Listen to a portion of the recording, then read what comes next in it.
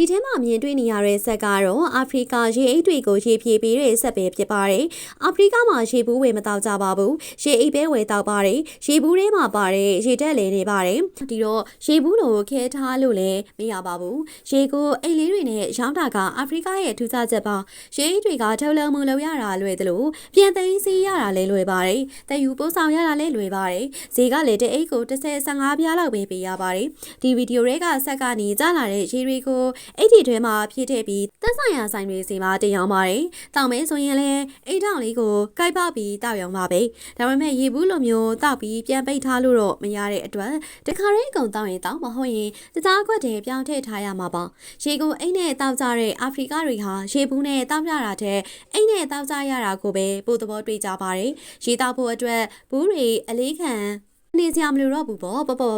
တခါတော့ထုတ်လေးတွေဝဲတောက်ရုံပါပဲနေကလေတက်တာတော့ကုန်ကြစိတ်လေကာမိပါတယ်ဒါအပြင်ဘူးတွေလိုနေရအပြဲကြီးမယူပါဘူးရေအိတ်ထုတ်ရမှာလေရေဘူးတွေလိုပြန်သန့်စင်ရတာတွေရေဘူးပြန်ကောက်ရတာတွေဘူးသေးထုတ်ရတာတွေစားရဲစင်တွေမလိုတော့ပါဘူးအလွယ်တကူအိတ်နဲ့ပဲစုပ်တောက်လိုက်ပြီးတာနဲ့အမိုက်အိတ်ကိုပြစ်လိုက်ရုံပါပဲအသုံးပြရလွယ်ကူပါတယ်ကျွန်တော်တို့ငယ်တုန်းကလည်းဈေးထဲမှာ